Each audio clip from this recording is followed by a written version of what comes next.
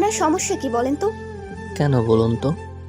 বিগত 11 মাস 8 দিন ধরে আপনি আমাকে ফলো করছেন, কিন্তু কেন? ধন্যবাদ আপনাকে। কেন? আমি কতদিন আপনাকে ফলো করি আমি নিজেও জানি না, কিন্তু আপনি ঠিকই হিসেব রেখেছেন। এমনিতেই ভালো লাগে তাই। আর পাহারা দিচ্ছি আমি কি পাহারা দিচ্ছেন আপনি? আমার সন্তানের জননীকে। মানে কি? এই কথার মানে যদি আপনি না জানেন তাহলে ইস্ট ওয়েস্ট বিশ্ববিদ্যালয়ে পড়ার কোনো মানে হয় না। নতুন করে ক্লাস 8-এ ভর্তি হবেন। ফাজলামো করছেন? আপনার মনে হয় না আমি বিরক্ত হচ্ছি? কই, আমি তো জানি তোমারও ভালো লাগে। ভুল জানেন আপনি। প্লিজ দয়া করে আর বিরক্ত করবেন না। তুমি অনেক সুন্দর, সেটা জানো? তো অনেক ছেলে তোমাকে ভালোবাসতে চায়। আমি কি করতে পারি?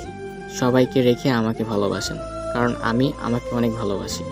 দেখুন, সামনে আমার পরীক্ষা, আর জীবনে অনেক দূর যাওয়ার ইচ্ছা আছে আমার।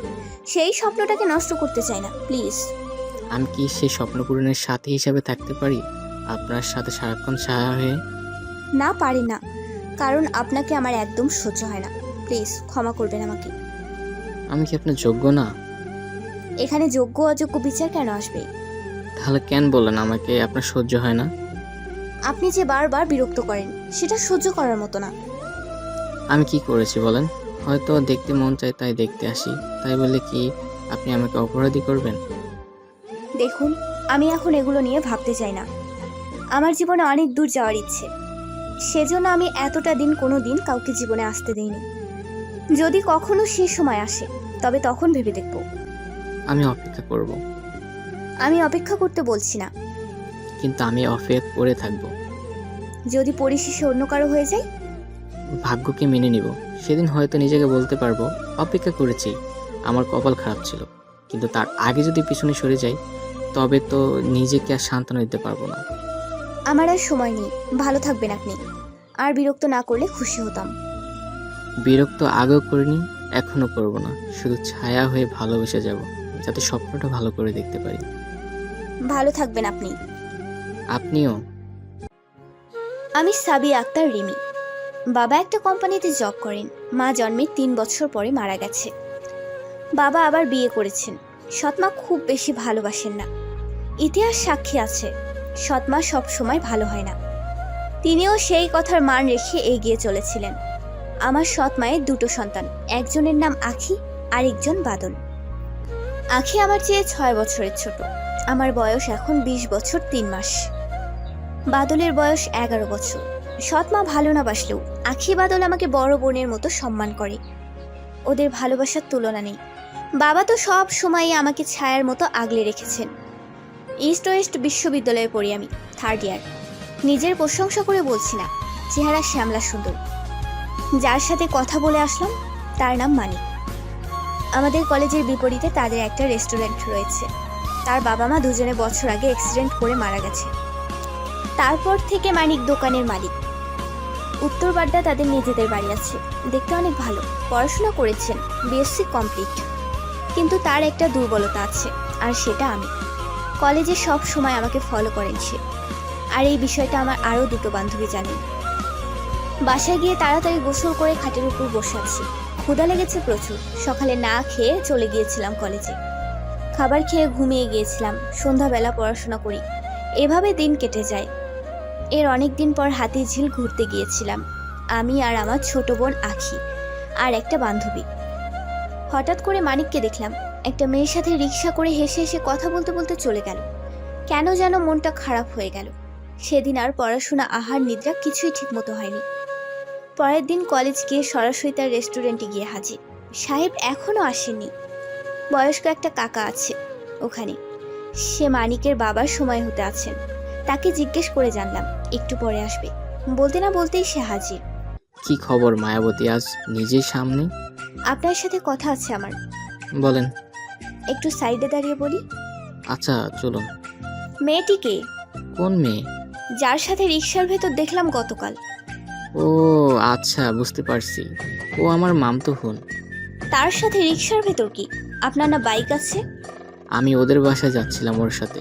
মামি যেতে বলেছেন তাই। আপনি কোথায় ছিলেন? গাছতলা ব্রিজের ওপর। সত্যি বলছি, আমার মামাতো বোন। কিন্তু তুমি হঠাৎ করে এত রেগে গেলে কেন বলো তো? তুমি করে কথা বলতে কে বললো? সরি। ঠিক আছে, সমস্যা নেই। আপনি তো বয়সে বড় আমার। তুমি করে বললে কোনো সমস্যা নেই, কিন্তু এরপরে যেন আর কখনো নিজের আপন বোনকেও রিক্সার ভেতর না দেখি। জি মনে থাকবে, কিন্তু আমার তো আপন বোন নাই। জানি আমি, উদাহরণ হিসেবে এটা বললাম। আপনার মোবাইল নাম্বারটা দরকার আমার। আর একটা কথা আছে। 0165833। বলো, আর কি বলবে? কলেজে একটা ছেলে আমাকে প্রপোজ করেছেন। আমি বলেছি আমার রিলেশন আছে, সে বিশ্বাস করে না। ঠিকই তো আছে, তুমি তো সত্যি রিলেশন করো না কারোর সাথে। ও আচ্ছা, ভালো থাকবেন আপনি। নাস্তা করে আসছো তো তুমি? হুম। ভালো থেকো, বাই। কলেজে গিয়ে একটা ক্লাস করেছি, তারপর মাঠে বসে আছি। এমন সময় কলেজের সেই ছেলেটা আসলো, সাথে আরও দুটি ছেলে। কেমন আছো রিমি? ভালো। আপনি আবার আসছেন? তোমাকে ছেড়ে কই যাব বলো? তুমি আমার ভালোবাসা গ্রহণ করো প্লিজ। আমি তোমাকে ভালোবাসি। বললাম তো আমার বয়ফ্রেন্ড আছে। সমস্ত শিক্ষক ছাত্র ছাত্রী জানে রিমি সিঙ্গেল। আচ্ছা 1 মিনিট দাঁড়ান, তাকে ফোন করি, সে আসুক, নিজে চোখে দেখবেন। আচ্ছা ঠিক আছে। মানিককে ফোন দিলাম, রিং বাজলো।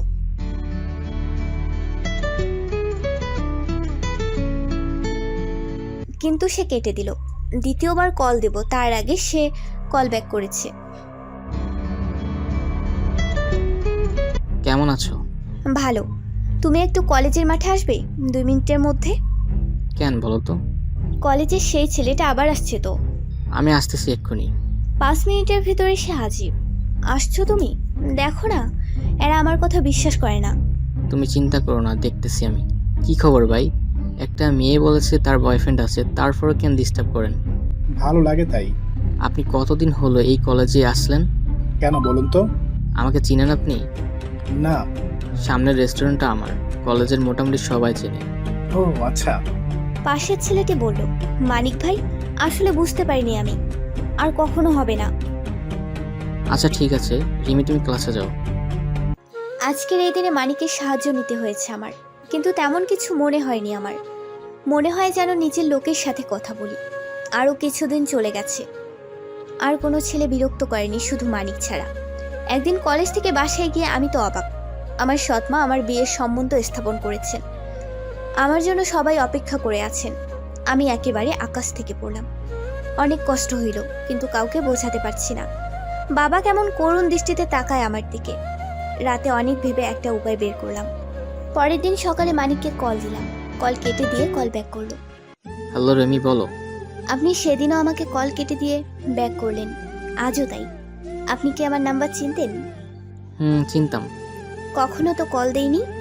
বিরক্ত না করার জন্য। এখন কি করেন আপনি? বাসায় আছি, বের হবে একটু পরে। ঠিক 10টা বাজে আমার বাসার সামনে অপেক্ষা করবেন। বাইক আনবেন না, সিএনজি নিয়ে আসবেন। কিন্তু কেন? তখন বুঝতে পারবেন। এখন তো 8:30 বাজে, একটু পরে আসি। আচ্ছা ঠিক আছে। আপু, তুমি সত্যি সত্যি চলে যাবে? তাছাড়া উপায় নেই আখি। কিন্তু কার কাছে যাবে তুমি? দেখি কোথায় যাওয়া যায়। তবে তুই চিন্তা করিস না, তোর সাথে আমি যোগাযোগ করে নেব। আচ্ছা ঠিক আছে, মা বাজার থেকে আসার আগে বেরিয়ে পড়ো, না হলে ঝামেলা হবে। তুই বইয়ের ব্যাগটা নিয়ে চল, আমি কাপড়েরটা নিচ্ছি। হ্যালো, আপনি কোথায় আছেন? বাসার নিচে। দাঁড়ান আপনি, আমি আসতেছি। আচ্ছা। নিচে এসে আখির কাছে বিদায় নিয়ে সবকিছু সিএনজিতে উঠালাম। মানিক অবাক হয়ে তাকিয়ে দেখছে, হয়তো কিছু বুঝতে পারছে না। তাড়াতাড়ি চলুন। কোথায় যাবো আমরা? আপনার বাসায় যাচ্ছি। মানে কি? আমার বিয়ে ঠিক হয়েছে, মা আমার বিয়ে ঠিক করেছেন। তুমি কি রাজি না? রাজি হলে এখন আপনার সাথে কেন আমি? সেটাও যুক্তির কথা। কতক্ষণ লাগে আপনার বাসায় যেতে? জ্যাম না হলে 15 মিনিট সময় লাগবে, আর না হলে 30-40 মিনিট বা বেশি। আচ্ছা তাড়াতাড়ি চলুন। এখন কি করবে বলে ঠিক করেছো? আপনি কিছু একটা বলেন। তোমাকে একটা মেস ঠিক করে দেব, সেখান হতে পড়াশোনা করতে পারবে। আমি তো আছি। না, সেটা সম্ভব না। কেন? আমার সৎমা যেভাবেই হোক আমাকে খুঁজে বের করবেন, আর তখন যদি জানতে পারি যে আমার বিয়ে হয়নি, আবার বিয়ের ব্যবস্থা করবে। লোকটা মাকে অনেক টাকার লোভ দেখিয়েছেন। তাহলে? আমি বিয়ে করব। মানে? বিয়ে করব যাতে আর বিয়ে দিতে না পারি। কিন্তু হঠাৎ করে? তো কি হয়েছে? কাকে বিয়ে করবে ঠিক করেছো কিছু? করেছি। জানতে পারি আমি? অবশ্যই। চলে আসছে নাকি? যাক ভালো হলো, চলুন নেমে যাই, অনেক কাজ বাকি এখনো। মোটামুটি 10 থেকে 15 বছরের পুরনো বাড়ি, 3 তলা। সামনে গেটের ওপরে অনেকটা ফাঁকা জায়গা, একপাশে কিছু ফলের গাছ, আরেক পাশে ফুলের গাছ আছে কিছু। মানিকের বাইকটা সিঁড়ির সামনে রাখা, সে দোতলার ঘরে থাকে। দরজা খুলে দুজনেই ঢুকলাম। ভেতরটা অনেক অগোছালো পরিবেশের মতো পড়ে আছে। 3টা বেডরুম, একটা ড্রয়িং রুম, একটা কিচেন, 3টা বাথরুম, 2টি ড্রয়িং রুমে বারান্দা আছে। পরিবেশটা সুন্দর। তাহিরি সাহেবের ওয়াজ মতে কোনো ঝামেলা নেই, ভেজাল নেই। রান্নাঘরে মনে হয় অনেক দিন চুলো জ্বলে না। মানিকের রুমটা দেখে বোঝা যায় এটা কোনো ব্যাচেলর ছেলের রুম।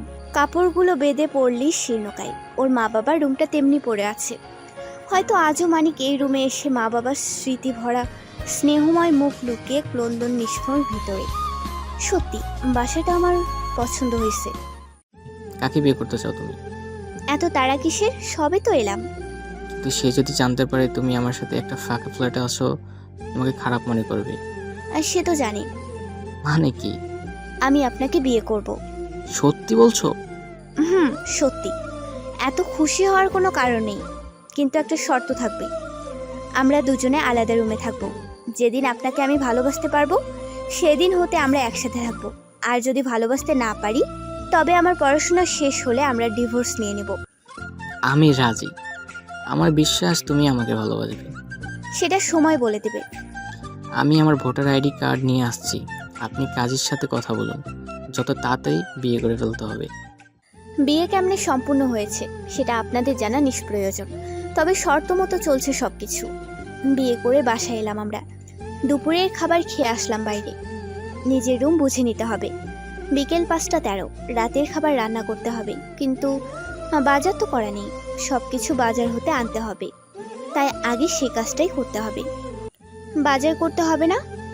কিসের বাজার? রাতে কি খাবো আমরা? বারে আমরা বাইকে করে দুজনই রেস্টুরেন্টে গিয়ে খেয়ে আসবো। জি না সাহেব, সেটা হচ্ছে না। আপনি সন্ধ্যার মধ্যে বাজারের ব্যবস্থা করবেন তাড়াতাড়ি। আর এই ফাঁকে আমি রুমটা পরিষ্কার করি। হাঁড়ি পাতিল তো আন্টির, তার সব কিছু আছে, শুধু বাজার করতে হবে। আচ্ছা ঠিক আছে, আমি এক্ষুনি ফোন করে বলতেছি। রেস্টুরেন্টের পাশ হতে কাকা বাজার করে পাঠিয়ে দেবেন। বলবেন সব কিছু টোটাল আনতে। তুমি একটা লিস্ট করে দাও, আমি যাই। সেটাই ভালো হবে।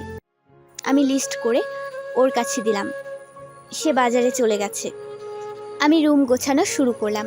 আঙ্কেল আন্টির রুম আলাদা, আরেকটা রুমে আমি থাকবো। শোকেসে কাপড় রাখতে গিয়ে শোকেসটা খুলে আমি রীতিমতো বিব্রত হয়ে গেছি। সবগুলো ড্রয়ারের শাড়ি, 3 পিস, লেহেঙ্গা, গেঞ্জি দিয়ে পরিপূর্ণ, আর সবগুলো নতুন। এত সুন্দর সুন্দর শাড়ি, 3 পিস, সত্যি হারিয়ে যায় মন। কিন্তু কার এগুলো? কাপড় রাখা বাদ দিয়ে বই গোছানো শুরু করলাম। রুম ঝাড়ু দিয়ে পরিষ্কার করে গোসল শেষ করে শোকেস হতে একটা শাড়ি বের করে পরলাম। ড্রয়িং রুমে বসে টিভি দেখতে দেখতে সাহেব হাজির। এই ধরো তোমার বাজার। এরপরে আমি তোমাকে এটিএম কার্ড দিয়ে দিব, সেটা দিয়ে ইচ্ছে মতো বাজার করে নিও। আমাকে মাফ করো ভাই, কি ঝামেলা বাজার করতে।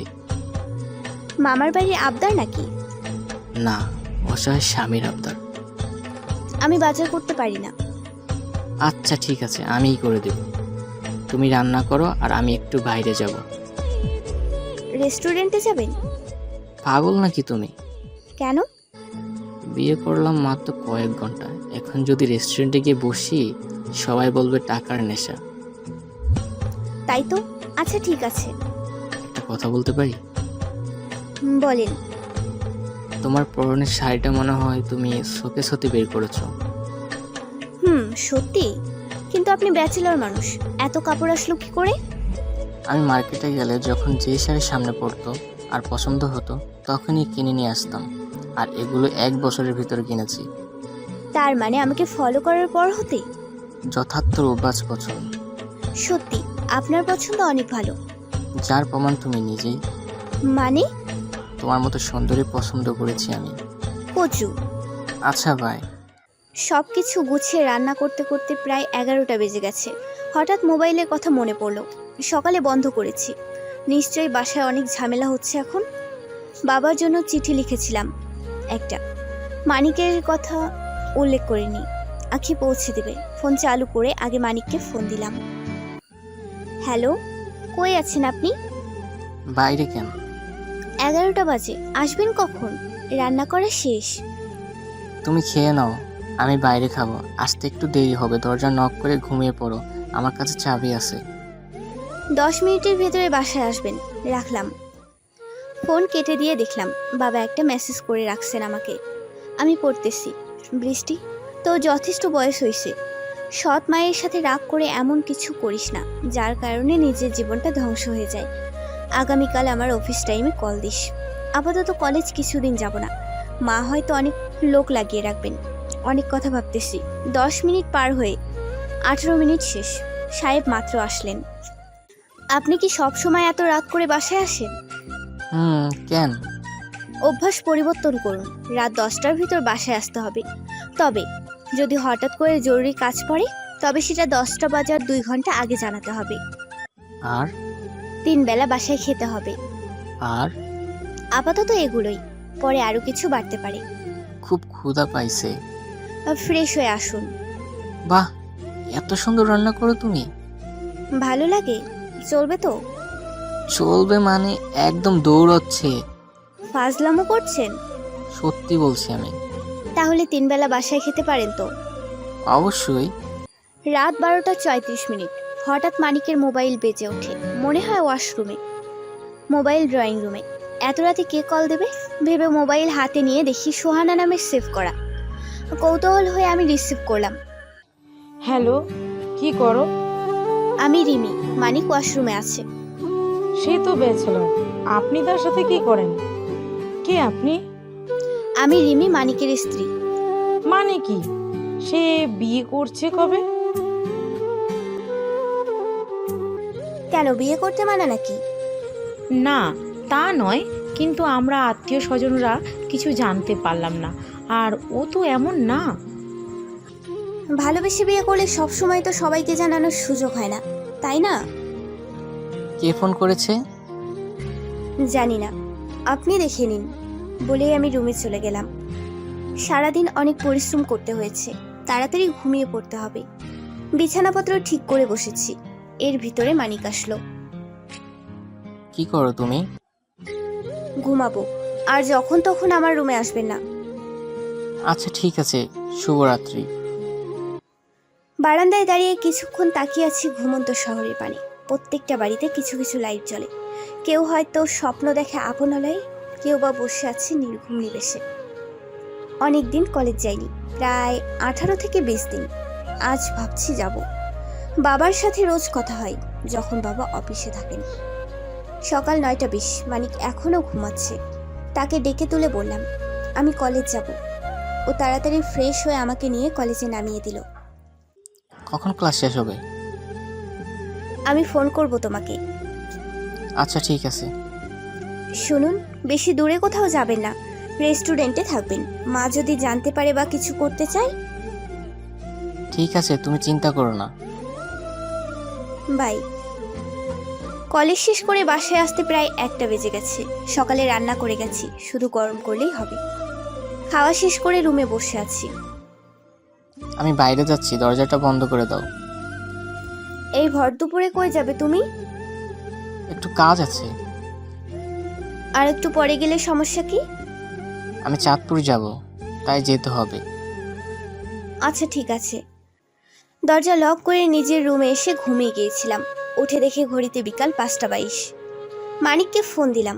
আশ্চর্য, তার ফোন বন্ধ করে রাখছে। ফ্রেশ হয়ে ছাদে গেলাম। পরিবেশটা সুন্দর, কোনো রকম ভেজাল নেই। এমন পরিবেশে মানিক নামক মানুষটার পাশে থাকা বড় দরকার ছিল। তার ভালোবাসার জন্য নিজের মনে সাজানো কথার মালা। শীতের সূর্য দুর্বল হয়ে গেছে এখনই, হয়তো আর কিছুক্ষণ পরে সে বিদায় নেবে। আকাশে পাখিদের দল ফিরে যাচ্ছে তাদের নীড়ে। মানিককে আমি ভালোবাসতে শুরু করেছি মনে হয়।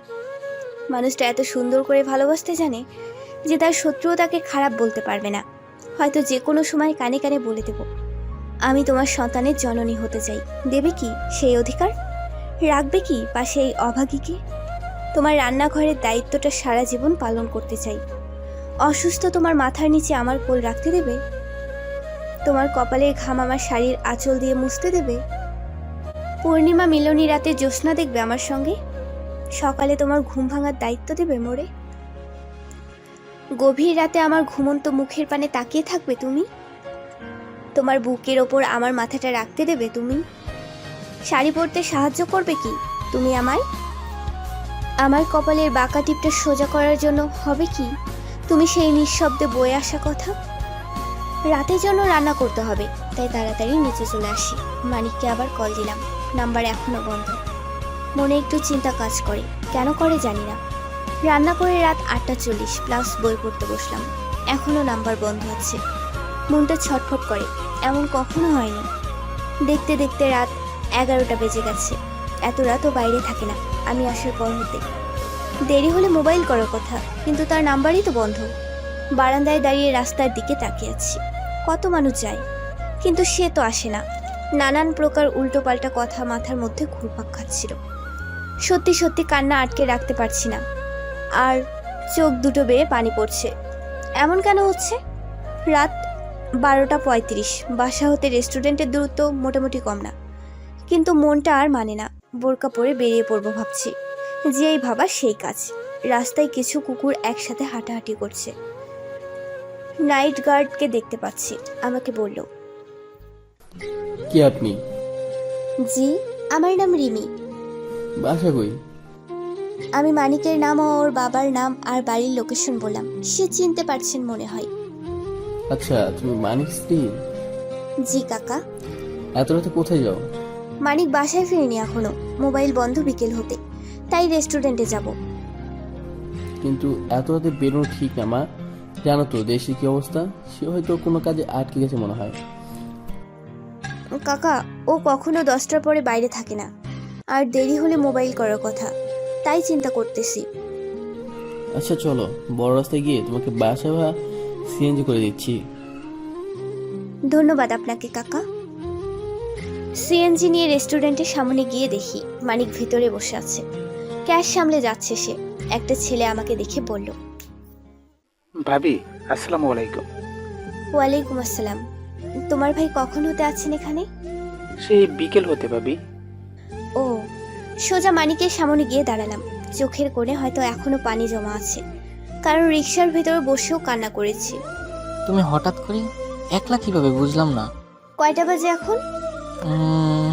ওরে বাপরে, 1টা বাজে। সরি খেয়াল করিনি। মোবাইল বন্ধ বিকেল হতে কেন? বলতে পারছি না, সিম সাপোর্ট নিচ্ছে না, কি যে হলো। আচ্ছা 2 মিনিট দাঁড়াও। দুজনে বাইকে করে বাসায় যাচ্ছি। চোখের কোণে পানি আর ঠোঁটের কোণায় ছোট্ট একটু হাসি। দু হাতে শক্ত করে জড়িয়ে ধরেছি। সত্যি এমন অদ্ভুত আচরণ অনুভূতি প্রকাশ করার মতো না। ভালোবাসার ছায়া খঞ্চ এত সুখের উল্লাসে দুলতে চাই, জ্বালা ছিল না। বাসার সামনে গিয়ে বাইক পার্ক করি। উঠতে গিয়ে বললাম, আমি উঠতে পারবো না, কেন? আমাকে কোলে করে নিতে হবে। পাগল নাকি? ভাড়াটে কেউ দেখলে আর মুখ দেখানো যাবে না, চলো তাড়াতাড়ি। বললাম তো আমি পারবো না। অবশেষে আমার জেদের কাছে হার মেনে আমাকে 2 হাতে আঁকড়ে ধরে কোলে করে 2 তালা আসলো। নামো, দরজা খুলে দিই। নামাও। দরজা খুলে দুজনের ভেতরে গিয়ে তার বুকের ওপর ঝাঁপিয়ে পড়ে চিৎকার করে কান্না শুরু করলাম। এমন করে কাঁদছো কেন? কি হয়েছে তোমার? আমি তোমাকে হারাতে চাই না মানিক, সত্যি অনেক কষ্ট হয়েছে আজ। আমি যে কখন মনের অজান্তে ভালোবেসেছি নিজেই জানি না। আমাকে তোমার বুকে সারা জীবনের জন্য ঠাঁই দাও। সেটা তো অনেক আগেই দিয়েছি। ছেলেদের নতুন শার্ট প্যান্ট আর মেয়েদের নতুন শাড়ি আলাদা ব্যাপার। মেয়েদের নতুন শাড়ি পরা মানে একটা বিশাল ঘটনা। সেই ঘটনা যখন ঘটে তখন লক্ষ্য করতে হয়। আমি নতুন একটা শাড়ি পরে আছি, এটা একদম নতুন শাড়ি, তবে মানিক কিনে রেখেছিল আমার জন্য। সেগুলোর মধ্যেই একটা। মানিক এখনও ঘুমাচ্ছে, না হলে আমার শাড়িটা এখনই দেখতে পারত। অনেকক্ষণ আয়নার সামনে দাঁড়িয়েছিলাম। নীল শাড়ির সাথে মিশিয়ে নীল টিপ পরেছি।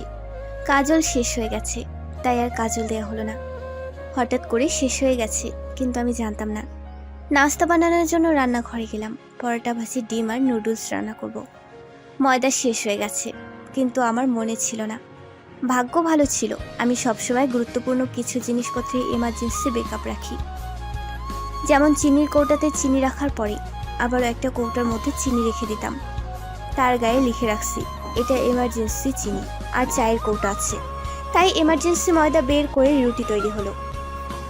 কলেজে একটা ক্লাস টেস্ট পরীক্ষা আছে, তাই যেতে হবে। শরীরটা প্রচণ্ড ব্যথা করছে। মনে হয় যে গত রাতে দুজনে একান্ত নিবিড় আলিঙ্গন আর অন্য ভুবনে হারিয়ে যাবার জন্য।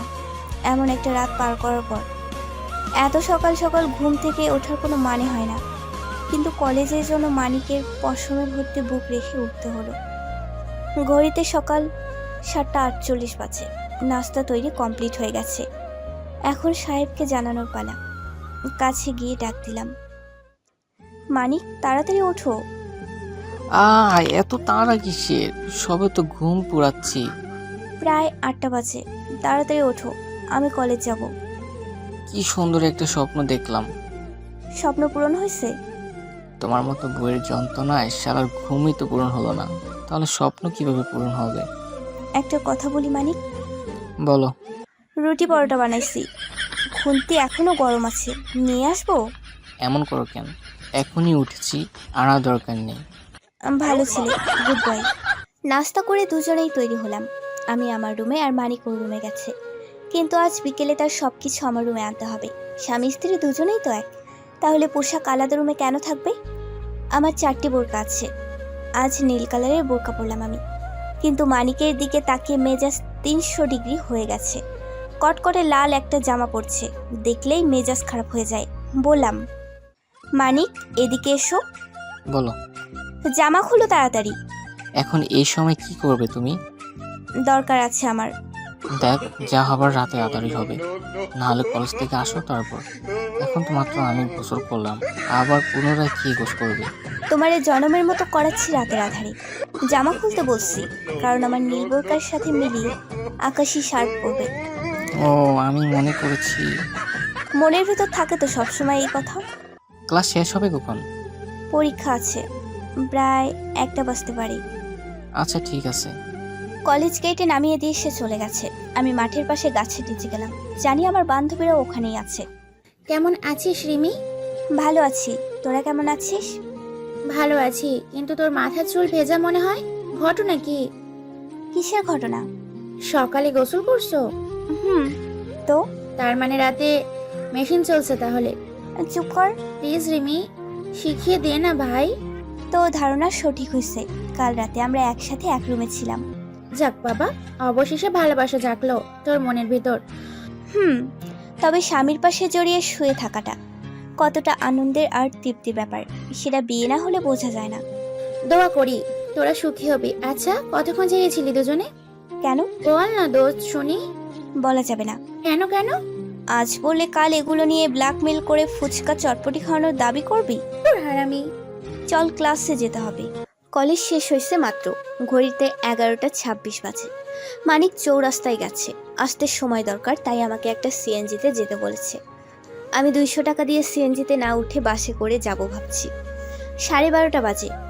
বাসের ভেতরে তেমন ভিড় নেই। একটা বাসে উঠে খালি দুটো সিট দেখে জানালার পাশে বসলাম আমি, কিন্তু একটু পরে সামনে থেকে একটা সুদর্শন যুবক উঠল। দেখতে প্রায় মানিকের মতো সুন্দর, ঠিকঠাক। সে উঠেই ধপ করে আমার পাশে এসে বসলো, আর আমি তো অবাক, এত সিট রেখে আমার পাশে কেন? হঠাৎ সে বলল, বাহ, সুন্দর তো। আমি চুপচাপ। এত সুন্দরও মানুষ হয়? আমি চুপচাপ। ম্যাডাম শুনছেন? জি, আমাকে বলছেন আপনি? জি। ঠিক আছে, বলেন। বলছি আপনি অনেক সুন্দর। তো কি হয়েছে? না মানে সব সময় তো সুন্দরী রূপবতী চোখে পড়ে না, তাই মনের অনুভূতি প্রকাশ না করে পারলাম না। আচ্ছা, তা মনের অনুভূতি প্রকাশ করা শেষ হয়েছে আপনার? জি। তাহলে চুপ করেন। সুন্দরী তরুণীর এত রাগ ভালো না ম্যাডাম। তো কি করতে হবে? মিষ্টি মুখ দিয়ে মিষ্টি মিষ্টি কথা বলতে হবে। দেখুন, জন্মের পরে আমার মুখে মধু দিতে গিয়ে ভুল করে নিম পাতার রস দিয়েছিল, তাই এরকম তিতে তিতে কথা আসে। আমি মোহাম্মদ রিয়াজুল ইসলাম আরিফ। আমি অস্ট্রেলিয়া হতে ডাক্তারি পাশ করে 3 মাস আগে দেশে আসলাম। উত্তরা আমাদের বাসা। আপনার নামটা জানতে পারি আমি? সাবিয়া আক্তার রিমি। আপনার বিয়ে আছে? না, নেই। বিশ্বাস করতে পারি না। আপনার ইচ্ছে। সত্যি সত্যি আপনার বিয়ে নেই? আপনি আমার কাছে কত টাকা পাবেন? সি সি সি, টাকা পাবো কেন? আমাদের তো প্রথমবার দেখা। তাহলে আপনার সাথে মিথ্যে কথা বলে আমার কি লাভ বলেন? ও সরি, আসলে এত সুন্দরী মেয়ের বিয়ে নেই, সেটা মানা কষ্টকর। কিন্তু অসম্ভব তো না। না। আচ্ছা, আপনার কাউকে ভালো লাগে না, নাকি কেউ আপনাকে প্রপোজ করে না? আশ্চর্য, আপনি এত কথা জিজ্ঞেস করেন কেন? দেখুন, এটা লোকাল বাস, একটু পর নেমে যাবেন। এ জীবনে আর দেখা নাও হতে পারে, তাই জিজ্ঞাসা করছি। ও আচ্ছা। বলেন না, বিএফ কেন নেই? আমি বিবাহিত, আমার স্বামী আছে, তাই বিএফ নেই আমার। ও আচ্ছা, কিন্তু এটাও অবিশ্বাস্য। কেন কেন? আপনার চেহারা দেখে মনে হয় না আপনি বিবাহিত। আর কি কি মনে হয় না আপনার? রেগে যাচ্ছেন কেন? তো লাস্ট একটা অনুরোধ রাখবেন। রিকোয়েস্টের উপর নির্ভর করবে। আপনার ফেসবুক আইডির নামটা জানতে পারি? মিসেস মানিক। প্রোফাইল পিকচারে পুরনো 1 টাকার নোটের 3টি হরিণের ছবি আছে। আপনার স্বামীর নাম মানিক? জি, ধন্যবাদ আপনাকে। আমচর আপনাদের বাসা? জি, আমার স্বামীর নিজের বাড়ি আছে। ও, বাস হতে নেমে তাড়াতাড়ি হাঁটা শুরু করলাম। আজ বাসায় গিয়ে রান্না করতে হবে এখন। মানিক কখন আসবে কে জানে। মধ্যাহ্নের দিকে বাইরে সূর্যের এক প্রকারান্তে ঝলসানো রূপ আমার চোখে পড়েনি। পাখিরা গণবিলুপ্তির আগে নির্বাধার অবিরাম অন্তহীন ছায়ে আশ্রয় করে। নিচে মানিকের বাইক রাখা আছে, তার মানে মানিক বাসায় আছে, কিন্তু আমাকে তো বলল ও চৌরাস্তায় গেছে। সিঁড়ি দিয়ে উপরে গিয়ে দরজার সামনে দাঁড়িয়ে আমার শরীরের সমস্ত রক্ত হিম হয়ে গেল। দরজার সামনে মানিকের আর একটা মেয়ের জুতা দেখা যায়। আমার 1টা বাজে আসার কথা ছিল, তাই সে সুযোগে মেয়ে নিয়ে হাজির। অনেকক্ষণ ধরে কলিং বেল টিপছি, কিন্তু দরজা খোলার নামগন্ধ নেই। দু চোখ বেশ সত্যি, এবার পানি এলো। মানিকের মোবাইলে ফোন দিচ্ছি, কিন্তু রিং বেজে যাচ্ছে, রিসিভ করছে না। আমার 2টি পা অচল হয়ে আসছে, মনে হয় এখনই ভেঙে পড়বে। নিরুপায় দরজার সামনে সিঁড়িতেই বসে পড়লাম আমি। হঠাৎ করে মানিক দরজা খুলে বেরিয়ে এলো।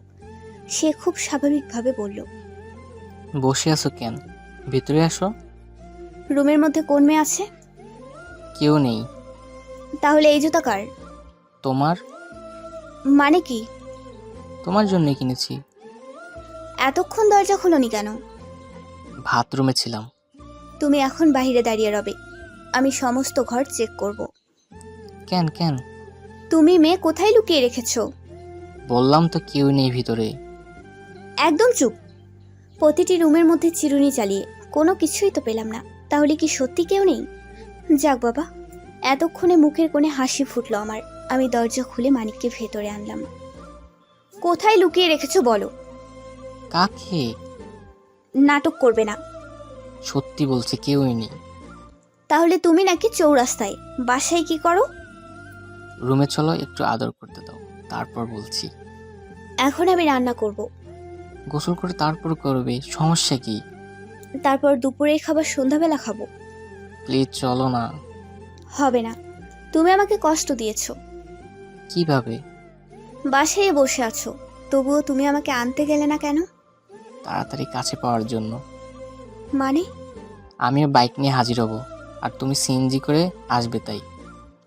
ইস, কত শখ। সন্তান হলে এই ভালোবাসা কই যায় দেখবো। সে আরো 5 বছর পরে চিন্তা করব। কেন কেন? দুজনেই আলাদা রোমাঞ্চকর পরিবেশ দেখে কাটাবো। একটা কথা ছিল। বলো। চলো না দূরে কোথাও ঘুরে আসা যাক। তোমার কলেজ? সপ্তাহখানিকে বেশি কিছু হবে না। তাহলে কক্সবাজার যাবে? সত্যি সত্যি নিয়ে যাবে? সত্যি সত্যি? তাহলে 2-3 দিনের মধ্যেই চলো। আচ্ছা ঠিক আছে, ব্যবস্থা করছি আমি। তুমি ফ্রেশ হয়ে লম্বা একটা ঘুম দাও, রান্না করে আমি তোমাকে ডাক দিব। আচ্ছা একটা কথা বলি। বলো। তুমি আমাকে সন্দেহ করছিলে কেন? কারণ ছিল তাই। একটা গল্প শুনবে? বলো শুনি। বল্টু গেল ডাক্তারের কাছে, তার ফিটে প্রচণ্ড ব্যথা। কিভাবে হলো? ডাক্তার জিজ্ঞাসা করলেন। আজ অফিস থেকে একটু তাড়াতাড়ি বাসায় ফিরে দেখলাম আমার স্ত্রী নেই। শেষে বারান্দায় একটা কিছুর শব্দ পেয়ে সেখানে গিয়ে দেখলাম আমার স্ত্রী দাঁড়িয়ে আছে, আর একটা লোক শার্ট পরতে পরতে রাস্তা দিয়ে দৌড়ে পালাচ্ছে। আমি যা বুঝার বুঝে নিলাম, আর বাসার ডিপ ফ্রিজটি তুলে লোকটার গা বরাবর ছুঁড়ে মারলাম। এত বড় ফ্রিজটি ছুঁড়ে মারতে গিয়ে এই অবস্থা। বল্টু চলে যাওয়ার পর ডাক্তারের কাছে গেল দ্বিতীয় রোগী, যার অবস্থা আরও খারাপ। সে জানালো আজ থেকে আমার নতুন চাকরিতে যোগ দেওয়ার কথা। সকালে উঠে দেখি অনেক দেরি হয়ে গেছে, তাই শার্ট পরতে পরতে দৌড়ে রাস্তায় বেরিয়েছিলাম। হঠাৎ কোত্থেকে একটা ফ্রিজ এসে ধরাম করে পড়লো আমার পাশে এবং সামান্য ছিটকে গায়ে লাগলো। এরপর এলো তৃতীয় রোগী। তার অবস্থা সবচেয়ে খারাপ। সে বলল বড় একটা বিপদ থেকে বাঁচতে ডিপ ফ্রিজের ভিতরে ঢুকে বসেছিলাম। তারপর কোনো এক হারামজাদা এসে ডিপ ফ্রিজটি রাস্তায় ফেলে দিল। তাহলে তো এক্ষুনি আমার ফ্রিজ খুলে চেক করতে হবে। করো। তার দরকার নেই। কেন? তুমি আর আমি একই বডি স্প্রে ব্যবহার করি, আর সকালে যাবার সময় তোমাকে জড়িয়ে ধরে গিয়েছিলাম। এখন রুমের মধ্যে যদি অন্য কেউ আসতো, তবে তোমার শরীরে তার গন্ধ পেতাম। তবুও প্রমাণ দেখি মানলে, কিন্তু বিশ্বাস করো না তুমি। চুপচাপ গোসল করতে যাও। সকালে তো গোসল করেছি আমি। বাইরে গিয়ে ধুলাবালি আর শরীরে ঘামের গন্ধ আসছে। তাহলে একটু আগে বললে কেন বডি স্প্রে ঘ্রাণ আসে? বডি স্প্রে ঘ্রাণ আছে ঠিক আছে, কিন্তু সেটা বাসি ঘ্রাণ। যাও, আমাকে কাজ করতে দাও। 2 দিন পরে। এখন রাত 9টা বাজে। আমরা বসে আছি নতুন বাজারের পরে নন্দা ওভারব্রিজের নিচে সোহাগ পরিবহনের কাউন্টারে। 9:30টার সময় গাড়ি আসলো। আমরা দুজনেই গাড়িতে উঠলাম। সোহাগ পরিবহনের স্কেনিয়া ব্র্যান্ডের গাড়ি। কালার হচ্ছে সাদা। প্রতিটি টিকিটের মূল্য 1800 টাকা। তবে কুমিল্লার 14 গ্রাম হোটেলে বুফে খাবার ব্যবস্থা আছে। নিজের পাশে একজন বৃক্ষের ছায়ার মতো মানুষ থাকলে নিশ্চিন্তে ঘুমের রাজ্যে যাওয়া যায়। মানিক হচ্ছে আমার সেই ছায়া, যাকে বিশ্বাস করে আমি সব কিছু উজাড় করতে পারি। সকাল 10:30 বাজে। আমরা কক্সবাজার বাস টার্মিনালে এসে নামলাম। আমরা যাব এখানকার ভালো হোটেল, হোটেল সে ফোর্সে। সারা রাত জার্নি করার জন্য শরীর ভালো না, তাই গোসল করে দুজনেই লম্বা একটা ঘুম দিলাম। বিকেলে দুজনেই সমুদ্র দেখতে বের হলাম। বিশাল আকাশে তাকিয়ে সৃষ্টির অপরূপ চিত্র কল্পনা করি। শঙ্খচিলের দল অজস্র দেখা যায়, মানুষের মাঝে মিশে আছে। পৃথিবীতে অজস্রবার ফিনিক ফোটা পুষ্পকলি জ্যোৎস্নায় পড়ে আসবে। শরৎকালে শ্রাবণ মাসে টিনের চালে বৃষ্টির সেতারা বাজবে। সেই অলৌকিক সঙ্গীত শোনার জন্য আমি থাকবো না। ভালোবাসার মাঝে হালকা ভয় থাকলে সেই ভালোবাসা মধুর হয়, কেননা হারানোর ভয়ে প্রিয়জনের প্রতি ভালোবাসা আরও বেড়ে যায়। পৃথিবীর কিছু মানুষ জন্ম থেকে অতৃপ্ত, তাদেরকে তৃপ্ত করার চেষ্টা করাও বোকামি। এরা অতৃপ্ত থেকেই তৃপ্ত হয়। কি বিচিত্র সুন্দর, তাই না? অনেক সুন্দর। তুমি আগে কখনো এসেছো এখানে? একবার পিকনিক করার জন্য এসেছি। মা বাবা তখন জীবিত ছিল। তোমার সাথে জীবনের সুতোয় বাঁধা হয়ে, আর সত্যি আমি পৃথিবীর সবচেয়ে সুখী মানুষ। কেন? জীবনটা কানায় কানায় পরিপূর্ণ। একটা কথা বলি। বলো। আমি 1 বছর তোমার পিছনে ঘুরেছি, কিন্তু তোমার কি তখন একবারও ইচ্ছে করেনি আমাকে ভালোবাসতে? করেছে। তাহলে সাড়া দাওনি কেন? আমি জানতাম তুমি আমার, তাই অপেক্ষায় রেখেছি। যদি আর কারোর সাথে রিলেশন শুরু করতাম? খুন করে ফেলতাম। কেন মনে নেই? তোমাকে একটি মেয়ের সঙ্গে দেখে পরের দিন কি বলেছি? মনে আছে। সেটাই সাহেব। ডাব খাবে তুমি? হুম। আচ্ছা দাঁড়াও, আমি নিয়ে আসছি। জীবনটা আসলেই অনেক সুন্দর, এত বেশি সুন্দর যে মাঝে মাঝে অসহ্য লাগে। মিনারের মতো সাদা মেঘ সোনালি চিলের হাতছানি দিয়ে তার জানালায় ডাকে। বনবেতের লতার নিচে চড়ুইয়ের ডিম যেন শক্ত হয়ে আছে নরম জলের গন্ধ দিয়ে। নদী সমুদ্র বারবার টিকটিরে মাখে আর আলোকিত করে। শুকনো পাতা খড়ে চালের ছায়া তিমির গাঢ় রাতে জ্যোৎস্নায় উঠানে পড়িয়াছে। কোমল স্পর্শ, বাতাসে ঝিঝির গন্ধ আসছে। বৈশাখের প্রান্তরে সবুজ বাতাসে নীলার মনে। নীলাভ নোনার বুকে ঘর রস গাঢ় আশঙ্কায় নেমে আসে জীবনের অপ্রার্থিব দৃশ্যের আশীর্বাদ। আপনার নাম রিমি না? পিছনে ফিরে দেখি সেই লোকাল বাসের ডাক্তার। জি, আপনি এখানে? চিনতে পারছেন আমাকে? জি, আপনি ডাক্তার? ধন্যবাদ ম্যাডাম। ধন্যবাদ কেন? মনে রাখার জন্য। ও আচ্ছা, তা আপনি কি বেড়াতে আসছেন এখানে? জি, আপনি? আমি আর আমার স্বামী। বিয়ের পরে এটাই প্রথম দূরে কোথাও আসা।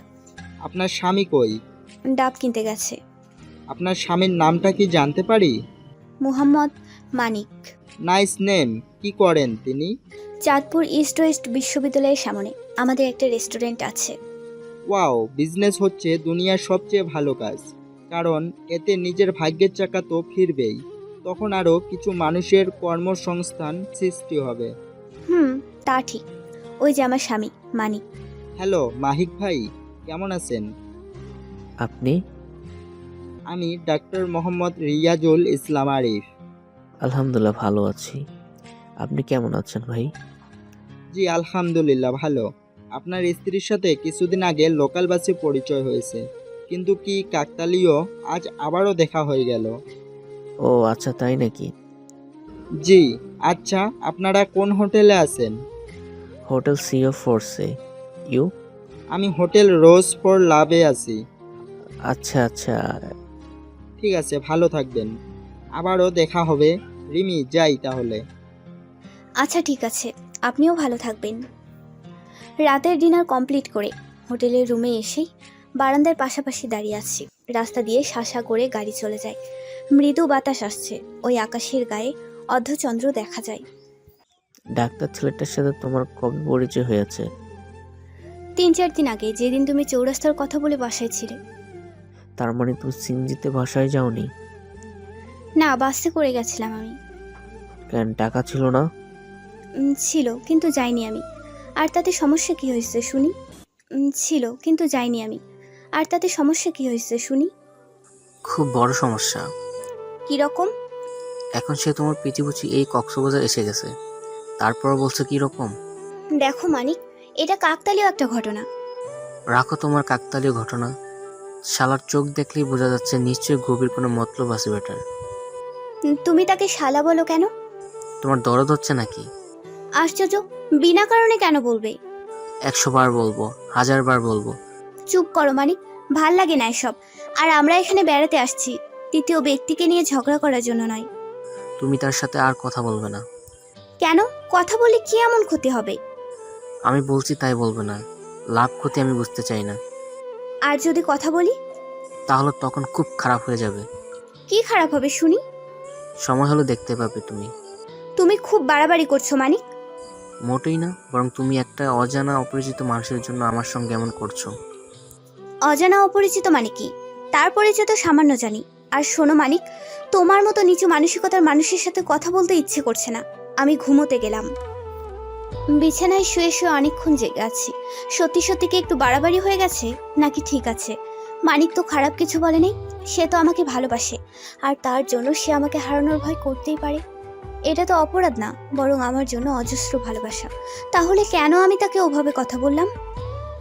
মানিক এখনো বারান্দায় দাঁড়িয়ে আছে।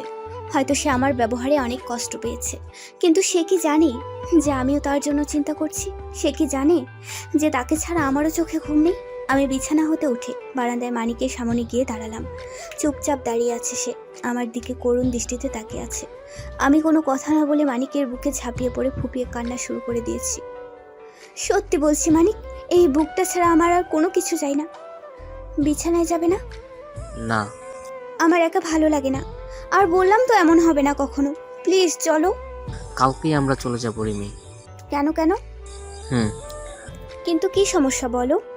তুমি ওই ছেলের। ওর কথা শেষ হবার আগেই আমি আমার ঠোঁট দুটি ওর মুখের কাছে নিয়ে ঠোঁটের সাথে মিলিয়ে দিলাম। আর বিশাল একটা লিপকিস হয়ে গেল।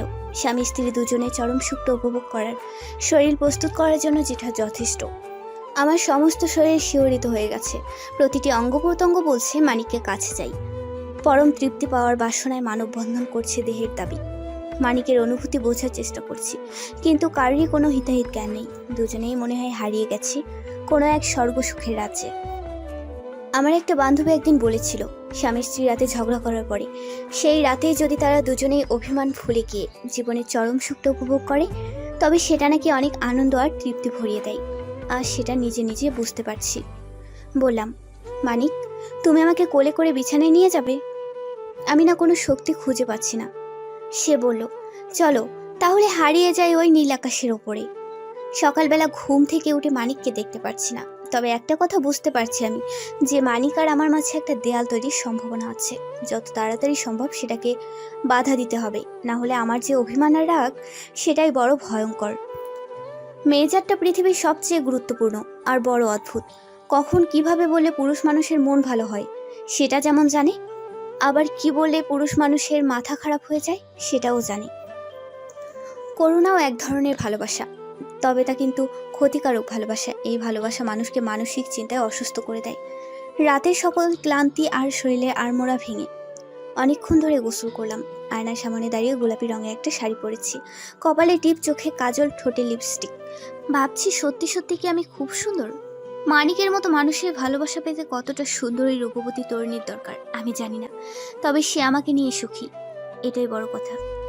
মানুষ সৌন্দর্যের পূজারী। আপনি একজন সুন্দর আকর্ষণীয় রমণীর পাশে 2 ঘন্টা বসে থাকুন, তাহলে আপনি দেখবেন সময় উড়ে চলে গেছে, কিন্তু টের পাওয়া যাচ্ছে না।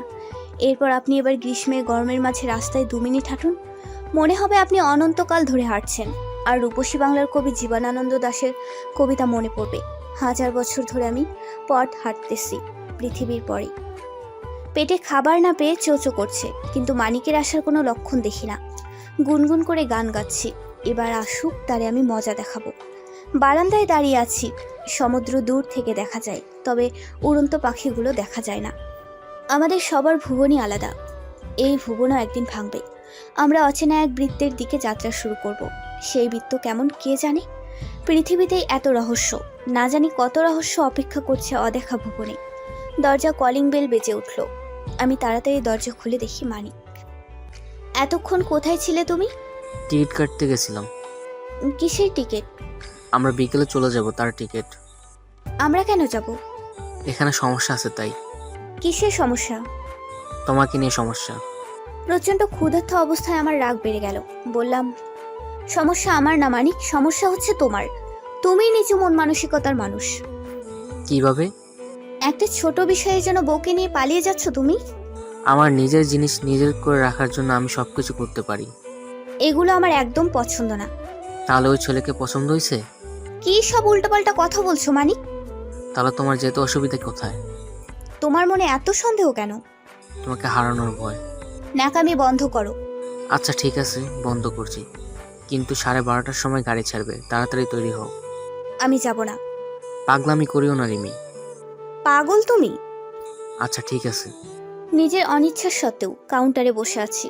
আজ প্রেসিডেন্ট ট্রাভেলস গাড়িতে করে যাব। চাঁদপুর আসার পরে মানিকের সাথে রাগ করে আর কোনো কথা বলিনি আমি। কত কষ্ট করে সমুদ্র দেখতে গেলাম, আর একটা তুচ্ছ ব্যাপার নিয়ে এভাবে চলে আসতে হবে? আমি যদি ঠিক থাকি তাহলে চিন্তার কি আছে এখানে? বুঝতে পারছি না। চাঁদপুর এসেও মন ভালো হলো না, সকল প্রকার কথাবার্তা বন্ধ করে দিলাম। সেও হয়তো রাগ করেছে, কারণ প্রায়ই হোটেল থেকে ভাত খেয়ে বাসায় আসে। আমিও আর জোর করে সাধাসাধি করি না। দুজনের মধ্যে বিশাল একটা কালো মেঘ জমেছে, কিন্তু দুজনেই জেদ করে বসে আছি। প্রতিদিন আমি ভাবি, আজ মানিক এসে হয়তো আমাকে জড়িয়ে ধরে বলবে, চলো দুজনে এক হয়ে যাই। কিন্তু সে বলে না, হয়তো সেও আশা করে আছে বাসায় আসার সাথে সাথে আমি তাকে জড়িয়ে ধরে বলবো। আমার ভুল হয়ে গেছে, কিন্তু কেউ কাউকে কিছু বলা হয় না। আস্তে আস্তে রাগ অভিমান বেড়ে যায়। যার উপরে মায়া পড়েছে তার সঙ্গে শুধু কথা বলতে ইচ্ছে করে। এই ইচ্ছেটি বিপজ্জনক। কথা বলা মানেই মায়া বাড়ানো। পুরোপুরি নিশ্চিন্ত নির্ঝঞ্ঝাট জীবনযাপন সম্ভব নয়। সব জীবনেই কিছু ঝামেলা থাকবে। কাবাব যতই ভালো হোক, কাবাবের এক কোনায় ছোট্ট হাড্ডির টুকরা থাকবেই। আল্লাহ মানুষকে প্রচুর ক্ষমতা দিয়েছেন, কিন্তু মনের কথা বুঝবার ক্ষমতা দেননি। একদিন বিকেলে মানিকের আঙ্কেল আন্টি ও তার মামাতো বোন আসলো আমাদের বাসায়। আমি সৌজন্য কথা বলে নিচের রুমে চলে আসি, কিন্তু একটু পরে আবার আমার ডাক পড়ে। তোমার সমস্যা কি জানতে পারি? আমার কোনো সমস্যা নেই। তাহলে এমন করছো কেন? মানিক তোমার জন্য পাগল ছিল, বিয়ে করেছে, তারপরও কিছু বলেনি। কিন্তু মা বাবা মারা যাওয়ার একটা ছেলে দুর্বলতার সুযোগ নিয়ে তুমি একটা সস্তা মেয়ে সব কিছু শেষ করে দিবে, সেটা মানা যায় না। আন্টি কিসব বলেন আপনি? চুপ করেন তো। এসব বলার জন্য কি আসছেন আপনি? হ্যাঁ মানিক, আমি এগুলো বলার জন্য আসছি। ব্যবসাপাতি সব কিছু ছেড়ে দিয়ে যে সস্তা মেয়ের জন্য সব কিছু শেষ করো, সে কি একবারও তোমার জন্য চিন্তা করে? আন্টি প্লিজ তুমি চুপ করো। থাক মানিক সাহেব, আর নাটক করার দরকার নেই। নিজেই তাকে অপমান করার জন্য ডেকে আনছো, আবার এখন নাটক করো? নাটকের দরকার নেই। মজা করে আমার অপমানিত মুখ দেখো, শান্তি পাবে। কি বলছো তুমি? আমি তাকে কেন ডেকে আনবো? আমি তো তাকে কিছু বলিনি। সেটা বোঝাই যাচ্ছে মানিক সাহেব। আর আন্টি আপনাকে বলছি, আমি আগামীকাল সকালে চলে যাব। আপনার ভাগ্নেকে বলবেন ডিভোর্স দিতে, আর তারপর একটা হীরের টুকরো এনে দেবেন। আমার ভাগ্নে ডিভোর্স দিবে, আর তখন তুমি দেনমোহরের টাকা দিয়ে অন্য জায়গায় বিয়ে বসবে? বাহ, ভালো বুদ্ধি তো। আমরা গরিব ছোটলোক সস্তা মেয়ে হতে পারি, কিন্তু আপনাদের মতো লোভী না। বলেই আমি রুমের মধ্যে চলে গেলাম। পৃথিবীতে 2 ধরনের মানুষ আছে। এক ধরনের মানুষ রাগ প্রকাশ করতে পারে, কিন্তু আনন্দ প্রকাশ করতে পারে না। আরেক ধরনের মানুষ আনন্দ প্রকাশ করতে পারে, কিন্তু রাগ প্রকাশ করতে পারে না। কিছু কিছু সময় আসে যখন আমরা বিশ্বাস ও অবিশ্বাসের সীমারেখায় অবস্থান করি। তখন আমরা একই সঙ্গে দেখতে পাই ও পাই না, বুঝতে পারি ও পারি না, অনুভব করতে পারি ও পারি না। সে বড় রহস্যময় সময়। মানুষ কি অদ্ভুত দেখেছেন? মানুষ কত সহজেই না ভুল সত্যি ভেবে গ্রহণ করে। সকালবেলা আমি কাপড় চোপড় সব কিছু গুছাচ্ছি আর বাবাকে বলেছি আমাকে নিয়ে আসার জন্য। আমি নিজেই চলে যেতাম, কিন্তু বাবা গত মাসে বাসা পরিবর্তন করেছে, তাই নতুন বাসা খোঁজার চেষ্টা করব না। দরজার সামনে মানিক দাঁড়িয়ে আছে। এগুলো কি হচ্ছে? সব কিছু গুছিয়ে নিচ্ছি, আমার বাবা এখন নিতে আসতেছে। তুমি যাবে না? সস্তা মেয়ে দিয়ে কি করবে তুমি? একটা দামি মেয়ে বিয়ে করে সুখী হও, আর না পেলে তোমার খালাতো বোন তো আছেই পাত্রী। সামনে এসে জোর করে জড়িয়ে ধরলো। আমাকে রেখে যাবে না প্লিজ। আমি যা কিছু করেছি শুধু তোমার জন্য। আমি ধাক্কা দিয়ে তাকে সরিয়ে দিয়ে বললাম, একদম আমার গায়ে হাত দেবে না, খুব খারাপ হয়ে যাবে কিন্তু। প্লিজ রিমি, আমার ভুল হয়ে গেছে। আসো দুজনে আবার এক হয়ে যাই। সেটা সম্ভব না মানিক। আর তোমার সাথে আমি মোট 6 রাত এক বিছানায় ঘুমিয়েছি। স্বামী স্ত্রীর চিরন্তন অনুযায়ী শারীরিক সুখ উপভোগ করেছি। আশা করি সেগুলো ভুলে যাবে, মনে করবে একটা মেয়ের সঙ্গে প্রেম করে তাকে নিয়ে আনন্দ করেছো। কিন্তু বিয়ের কথা মাথা থেকে বের করে দাও। হয়তো মরে যাবো আমি। এখন যদি তুমি এই বাসায় মারা যাও, তারপরও আমি বাবা আসার সাথে সাথে তার সাথে চলে যাব। আচ্ছা ঠিক আছে। মানিকের মুখের দিকে তাকিয়ে দেখি তার মুখটা সমগ্র ধরনীর বেদনায় অন্তিম রেখা ধরে আছে। কিন্তু আমার একটা অনুরোধ ছিল। বলো। আলমারিতে যতগুলো শাড়ি আছে সবগুলোই আমি তোমার জন্য কিনেছিলাম, তাই এগুলো নিয়ে যাবে। কারণ এই জীবনে কোনোদিনও হয়তো আর এগুলো দরকার হবে না আমার মতো সস্তা মেয়ের ওগুলো দরকার নেই। মানিক মাথা নিচু করে রুম থেকে বেরিয়ে গেল। এবার তার মুখটা দেখে সত্যি সত্যি আমার কষ্ট লাগলো। একবার মনে হলো কি দরকার চলে গিয়ে? সংসারের মধ্যে ঝগড়া বিবাদ হাতাহাতি থাকবেই, তাই বলে কি সংসার ত্যাগ করতে হবে? পরক্ষণেই আবার মনে হলো না, নিজে কেন ছোট হব। সবকিছু গুছিয়ে নেওয়া শেষ হয়ে গেল, এখন শুধু বাবা আসার অপেক্ষা।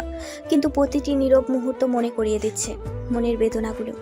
রুমের মধ্যে চোখ রেখে মনটা খারাপ হয়ে গেল। কলিং বেল বেজে উঠল, মনে হয় বাবা এসেছে। আর বাবার এই ক্ষমতাটা প্রচুর আছে, একটা বাসার ঠিকানা দিলে হাজার বস্তির ভেতরেও সে খুঁজে বের করবে। কেমন আছিস মা? ভালো আছি, তুমি একটু বসো, আমি ব্যাগগুলো এনে দিচ্ছি। জামাইবাবু কোথায়? সে বাসায় নেই, তুমি চুপচাপ দাঁড়াও। আচ্ছা, এইটা কি ভাড়া বাড়ি নাকি তোদের নিজেদের? নিজেদের বাড়ি। তোমাকে বলছি না চুপচাপ বসে থাকো। আচ্ছা ঠিক আছে। আমি বাবার কাছে লাগেজগুলো এনে দিলাম। নিচে সিএনজি দাঁড়িয়ে আছে, সেখানে সবগুলো নিয়ে এসে রাখবে। আমি ফ্ল্যাটের চাবি দিতে মানিকের রুমে গেলাম, কিন্তু মানিকের রুমের বারান্দায় বসে আছে। কক্সবাজার থেকে আসার পরে এই 4 দিন মানিক এই রুমে ঘুমিয়েছে, অথচ তার রুমটা দেখলে সত্যি সত্যি মনে হয় যে এমন অগোছালো মানুষের জীবনে আমার থাকাটা খুব প্রয়োজন। কোলবালিশ পড়ে আছে মাটিতে, মাথার পাশের বালিশ দুটো একটা আরেকটার সাথে লড়াই করে। 3টা টি-শার্ট আর 2টো শার্ট বিছানার ওপর, কম্বলটা কলেজের নষ্ট কাগজের মতো মোড়ানো। মানিকের দৃষ্টি বাহিরের রাস্তার দিকে। আমি এসেছি সে হয়তো বুঝতে পারছে, কিন্তু কিছু বলেনি, চোখ দিয়ে তাকিয়ে দেখেনি। যেমন ছিল তেমনই বসে আছে সে। মনে মনে বলছি, মানিক একবার আমাকে জড়িয়ে ধরো, তাহলে আমি সত্যি সত্যি আর যাব না। মানিক প্লিজ আমাকে বুকে টেনে নাও। কিন্তু কিছুই বলা হলো না। পায়ের কাছে চাবিটা রেখে দিয়ে আরো কিছুক্ষণ নীরবে দাঁড়িয়েছিলাম, কিন্তু তার দৃষ্টি পরিবর্তন হলো না। তাই আমি যেভাবে নিঃশব্দে এসেছি ঠিক সেভাবেই নিঃশব্দে চলে এলাম। ড্রয়িং রুমে এসে দেয়ালে ঝুলানো মানিকের বিশাল ফ্রেমে বাঁধা ছবিটির দিকে তাকিয়ে আরেকবার চোখের পানি বেরিয়ে এলো। একটা মানুষের জীবনের এক অভিমান কতটা বিষাক্ত, বিষাদে ভরপুর সেটা জানা ছিল না। এই ছবির দিকে কতদিন তাকিয়েছিলাম, যেদিন থেকে আমি এসেছি সেদিন থেকে। প্রতিদিন মানিক বাসায় না থাকলে আমি মাঝে মাঝে ছবির সামনে দাঁড়িয়ে থাকতাম। ইচ্ছে করছে ছবিটা সাথে করে নিয়ে যাই, কিন্তু তাতে মানিক মনে করবে তার জন্য এখনো আমি পুরি, সেজন্য নিলাম না। সিএনজিতে ওঠার সময় উপরের দিকে তাকিয়ে দেখি মানিক আমার দিকে এক দৃষ্টিতে তাকিয়ে আছে। করুণা, দয়া, ভালোবাসা, অভিমান মিশ্রিত সেই মুখের অস্পষ্ট ভাষা আমার জানা নেই। আজ 1 মে আন্তর্জাতিক শ্রমিক দিবস, তাই রাস্তায় বিভিন্ন শ্রমিকদের মিছিল, মিটিং ও সমাবেশ চলছে। শ্রমিক দিবস উপলক্ষে আলোচনা সভা করতে পারে শুধু শ্রমিক সংগঠনের নেতাকর্মীরা। মূলত যারা শ্রমিক তারা এই দিনটাও কাজ করেই পেটের ক্ষুধা নিবারণ করে। একবার টিভিতে কোনো এক শ্রমিক দিবসে সাংবাদিক ও কয়েকজন ইটভাঙা শ্রমিকদের সাক্ষাৎকার দেখেছি। সাংবাদিক প্রশ্ন করেছিলেন, আজকের এই দিবসে আপনারা কেন কাজ করেন? তখন তারা বলেছিল, কাজ না করলে খেতে দেবে কে? সাংবাদিক সেই প্রশ্নের জবাব দেশবাসীর কাছে জানতে চেয়েছিলেন। জানি না কতজন সেই জবাব দিতে পারে। নতুন বাসায় এসে একটা জিনিস লক্ষ্য করেছি, যে সৎ মা আমাকে আর আগের মতো বকাবকি করে না। বাবা এখন সব সময় তাকে ঝাড়ি দিয়ে কথা বলতে পারে। আমি সারাক্ষণ চুপচাপ শুয়ে বসে আর বিভিন্ন গল্প উপন্যাস পড়ে দিন কাটাই। যেদিন এসেছি ঠিক সেদিন থেকে আমার পুরাতন সিম বন্ধ করে রেখেছি। বন্ধু বান্ধবী আত্মীয় স্বজন কারোর সাথে যোগাযোগ নেই, আর মানিকের সাথেও না।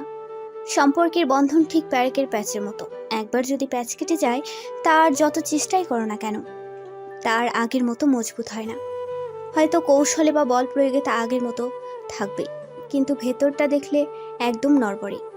কিছু কিছু সময় আসে যখন আমরা বিশ্বাস ও অবিশ্বাসের সীমারেখায় অবস্থান করি। তখন আমরা একই সঙ্গে দেখতে পাই ও পাই না, বুঝতে পারি ও পারি না, অনুভব করতে পারি ও পারি না। সে বড় রহস্যময় সময়। মানিকের কাছ থেকে এসেছি আজ 2 মাস 11 দিন হয়ে গেল। কলেজেও যাইনি এতদিন, কিন্তু আগামীকাল যেতে হবে। কারণ আমার জানা মতে সপ্তাহখানিক পরে কলেজের টেস্ট পরীক্ষা শুরু হবার কথা। এটা পূর্ব নির্ধারিত ছিল, কিন্তু এখন কবে কোন পরীক্ষা, পরীক্ষার রুটিন, সময়, প্রবেশপত্র সব কিছুর জন্য কলেজ যাওয়া জরুরি। এতদিন বই খাতার ব্যাগটা খোলা হয়নি, আর সন্ধ্যাবেলা তাই ব্যাগ নিয়ে খুলতে বসলাম কিছু বই বের করার জন্য। ব্যাগের ভেতর একটা প্যাকেট দেখে অবাক হচ্ছি, কিন্তু এটা যে মানিক দিয়েছে সেটা বোঝা যাচ্ছে। প্যাকেটের ভেতর অনেকগুলো টাকা, গুনে দেখি 50,000 টাকা, আর একটা এটিএম কার্ড ও একটা সাদা কাগজ, যার সবার নিচে সুন্দর করে লেখা আছে, কালি ফুরিয়ে গেছে। পরের দিন সকালে কলেজের সামনে আমাদের সেই রেস্টুরেন্টের সামনে দাঁড়িয়ে আছি। মনে মনে ভাবি, এখন যদি মানিক আমাকে দেখে ফেলে তাহলে কি করবে সে? পেছন থেকে দৌড়ে এসে কেউ একজন রাস্তার শত মানুষের সামনে আমাকে জড়িয়ে ধরল। আমি জানি এটা আমার মানিক, তার শরীরের আলাদা ঘ্রাণ আমার পরিচিত। আমিও তাকে শক্ত করে জড়িয়ে ধরলাম, কিন্তু ভুলেই গিয়েছি যে আমরা রাস্তায় দাঁড়িয়ে আছি। কোথায় ছিলে তুমি? আমার কথা একবারও মনে পড়ে নাই তোমার? প্রতিটি মুহূর্ত আমি তোমার কথা ভেবে আর তোমার স্মৃতি স্মরণ করে বেঁচে আছি। তাহলে এতদিন দূরে ছিলে কেন? অভিমানী। তোমাকে আমি কত খুঁজেছি, কিন্তু তোমাদের ভাষা পরিবর্তন করা হয়েছে, তাই পাইনি। খুব কষ্টে ছিলে তুমি। হুম। আবার নেশা করা শুরু করনি তো? খাওয়া দাওয়া ঠিক মতো করছো? সব কিছু ঠিক মতো আছে, কারণ আমি জানতাম তুমি ফিরে আসবে। তাই ভাবলাম যেদিন তুমি ফিরে আসবে সেদিন যদি দেখতে পাও আমি নেশা করি, ঠিক মতো খাওয়া দাওয়া করি না, তাহলে তো তুমি খুব বকাবকি করবে। আর আবার যদি অভিমান করে চলে যাও, তাই ঠিক মতো আছি। ভদ্র স্বামী আমার। কিন্তু তোমার কপালে বকা আছে। কেন কেন কেন? না ঘুমিয়ে চোখের নিচে কালি জমে গেছে। মাথার চুল কবে শ্যাম্পু আর তেল দিছো তা হয়তো তুমি তো দূরের কথা, তোমার চুলও জানে না। আজ বাসায় গিয়ে তুমি নিজ হাতে শ্যাম্পু করে গোসল করিয়ে দিও, তারপর বিকেলে ছাদে দাঁড়িয়ে সুন্দর করে তেল দিয়ে দিবে, ঠিক আছে? মনে থাকবে তোমার? তাহলে এবার ছাড়ো তাড়াতাড়ি। সমস্ত রাস্তার মানুষ তাকিয়ে তাকিয়ে আমাদের শুটিং দেখছে। কেউ একজন আমার হাত ধরে টানছে। তাকিয়ে দেখি ছোট্ট একটা বাচ্চা মেয়ে কতগুলো গোলাপ ফুল বিক্রি করার জন্য দাঁড়িয়ে আছে। তার মানে আমি এতক্ষণ কল্পনা করেছি, আর দিনের বেলায় রৌদ্রময় মুহূর্তে দাঁড়িয়ে দাঁড়িয়ে স্বপ্ন দেখছিলাম। 5টা গোলাপ ফুল কিনে বাচ্চাটিকে 200 টাকা দিয়ে দিলাম। ভেতরে মানিককে দেখা যাচ্ছে না, ক্যাশ বাক্সে বুড়ো কাকা বসে আছে। আমি আস্তে আস্তে হোটেলের মধ্যে গেলাম। আসসালামু আলাইকুম কাকা, কেমন আছেন আপনি? ওয়ালাইকুম আসসালাম, আলহামদুলিল্লাহ ভালো আছি। তুমি কেমন আছো? আমি ভালো আছি। কাকা মানিক কোথায়? হোটেলে আসেনি এখনো? তুমি একটা খালি টেবিলের সামনে চেয়ার পেতে বসে আছো, আমি আসছি। আচ্ছা ঠিক আছে। কাকার মুখ হঠাৎ কালো হয়ে গেল, কিন্তু কেন সেটা বুঝতে পারছি না আমি। এক কোণে গিয়ে বসে আছি আমি। কাকা এসে আমার সামনে চেয়ারে বসলো, বলল, তুমি এতদিন কোথায় ছিলে মা? বাবার বাড়িতে ছিলাম। তোমার আগের ঠিকানায় তো খুঁজে পেলাম না। তোমার বান্ধবীদের মাধ্যমে খোঁজার চেষ্টা করেছি অনেক, কিন্তু পাইনি। বান্ধবীদের মাধ্যমে কেন? মানিক তো আমাদের আগের বাসা চিনতো। মানিক কোথায়? তুমি তো 1 মে চলে গেছিলে, তাই না? জি কাকা। ওর 3 দিন পরে মে মাসের 4 তারিখে হোটেল থেকে বাসায় যাওয়ার পথে মেরুল বাড্ডার মোটরসাইকেল অ্যাক্সিডেন্ট করে অনেক গুরুতর আহত হয়ে আমরা তাকে বঙ্গবন্ধু মেডিকেল কলেজ হাসপাতালে নিয়ে গেলাম। আমার সমস্ত শরীর শীতল হয়ে গেল। কাঁপা কাঁপা গলায় বললাম, দাদা তারপর? 6 থেকে 7 ঘন্টার মধ্যে সম্পূর্ণ সুস্থ হয়ে গেল। আমাদের সকলের সাথে হাসি খুশি হয়ে কথা বলল। আমরা সবাই আল্লাহর কাছে হাজার শুকরিয়া আদায় করি। মানিক আমাদের সবাইকে বাসায় যেতে বলে, আর সে একা রবে হাসপাতালে। আমি অনেক জোর করলাম থাকার জন্য, কিন্তু সে বলল, কাকা আমি সুস্থ হয়ে গেছি, আপনারা চিন্তা করছেন কেন? তারপর আমরা সবাই বাসায় চলে গেলাম। তারপর রাত 3টা বাজে মানিক আমাকে ফোন করলো, কিন্তু আমি অবাক হলাম আর ভয়ও পেলাম। তখন মানিক বলল, কাকা একটা কথা বলার জন্য ফোন করেছি। আমি বললাম, কি কথা মানিক? সে বলল, কাকা আপনার মোবাইলে রেকর্ডিং চালু আছে, না থাকলে আমার কথাগুলো রেকর্ড করেন। তখন আমি আমার মোবাইলে রেকর্ড চালু করি। তখন মানিক বলল, মনোযোগ দিয়ে শুনেন কাকা, যদি হঠাৎ করে কখনো আমি মরে যাই তাহলে আমার বাড়িটা রিমির জন্য রেখে দিবেন, আর রেস্টুরেন্টটা আমাদের বাসার পাশের মসজিদে দান করে দিবেন। ওই রেস্টুরেন্টে যত লাভ হবে সবকিছু তখন মসজিদে জমা হবে। আমি বললাম, মানিক কি হয়েছে বাবা? তোমার শরীর কি বেশি খারাপ লাগছে নাকি? আমি এখনই আসবো? সে বলল, না কাকা আসার দরকার নেই, হঠাৎ করে একটা স্বপ্ন দেখে জেগে উঠেছি, তাই আবল তাবল বলছি, কিন্তু যা বললাম সেগুলো রেকর্ড রেখে দিবেন, আর একটা উকিল ডেকে সবকিছু ঠিক করবেন, দলিলে লিখে রাখবেন যদি কোনোদিন রিমি ফিরে না আসে তবে ওই বাড়িটা একটা বৃদ্ধাশ্রম খোলা হবে। আমি বললাম, ঠিক আছে বাবা, তাহলে তুমি এখন ঘুমিয়ে পড়ো, আমি ফজরের নামাজ পড়ে তাড়াতাড়ি চলে আসবো। পরের দিন ফজরের নামাজ পড়ে আমি হাসপাতালে চলে গেলাম। দেখলাম মানিক ঘুমিয়ে আছে, কিন্তু ঘুমের পজিশন দেখে আমার কেন যেন ভয় হলো। আমি প্রথমে 3-4টা ডাক দিলাম, কিন্তু কোনো উত্তর না পেয়ে শরীর ধরে ধাক্কা দিলে অনুভব করলাম সমস্ত শরীর ঠান্ডা হয়ে গেছে। দৌড়ে ডাক্তারকে ডাকতে লাগলাম। আমি জরুরি বিভাগের ডাক্তার নিয়ে এলাম। ডাক্তার পরীক্ষা করে বলল, মানিক অনেক আগেই মারা গেছে। আমি তখন হাউমাউ করে কান্না করছি। ওর সেই নিষ্পাপ ঘুমন্ত মৃত্যু মুখটা এখনো আমার চোখে ভাসে প্রতিদিন। আমি নিজ হাতে ওকে কবরে চিরনিদ্রায় শয়িত করে দিয়েছি। ওর কবর ওদের বাসার পাশের যে মসজিদে মানিক এই রেস্টুরেন্ট দান করে গেছে সেই মসজিদের পাশে দিয়েছি। জীবনের শেষবারের মতো ওর বাসার সামনে নিয়ে গিয়েছিলাম। তোমাদের বাসা সেই রকমই আছে। আমি সপ্তাহে 2 দিন গিয়ে সমস্ত রুম ঝাড়ু দিয়ে পরিষ্কার করি। ওই বাড়ির কাগজপত্র তোমার নামে করা আছে, তুমি ওটা গ্রহণ করে মানিকের দেয়া শেষ উপহারটার মর্যাদা রক্ষা করো। আমি সাবিয়া আক্তার রিমি এখন দাঁড়িয়ে আছি ড্রয়িং রুমে মানিকের সেই ফ্রেমে বাঁধা ছবিটির দিকে। ছবিটি হয়তো জানে না তার আসল শরীরটা মারা গেছে। যদি জানতো তাহলে ছবিটার মুখে এত হাসি থাকতো না। সেই হাসিটার দিকে তাকিয়ে বারবার বলতে ইচ্ছে করছে, বিশ্বাস করো আজও ভালোবাসি। রান্নাঘরে আমি যাওয়ার সময় একটা পাতিলে কিছু নুডলস রান্না করে রেখেছিলাম। সেগুলো নষ্ট হয়ে কালো রূপ ধারণ করে পড়ে আছে। প্রতিটি জিনিস আগের মতো পড়ে আছে, যেমনটা আমি সাজিয়ে রেখেছি। মানিকের রুমের মধ্যে গিয়ে দেখলাম সেদিন আমি যাবার সময় যে চেয়ারে মানিক বসেছিল সেই চেয়ার এখনও সেখানেই পাতা আছে। হয়তো তার মনিবের অপেক্ষা করছে। আমি যে তার মনিবের স্ত্রী সেটা মনে হয় সে চিনতে পারে নাই। যদি চিনতো তবে সে আমাকে হয়তো ডাকতো আর বলতো, মানিক কোথায় আছে ভাবি? বিছানার কোলবালিশ এখনও সেই ফ্লোরে পড়ে আছে, কিন্তু কাকা নাকি সপ্তাহে 2 দিন পরিষ্কার করে। তাহলে সে কি এটা কখনো খেয়াল করেনি?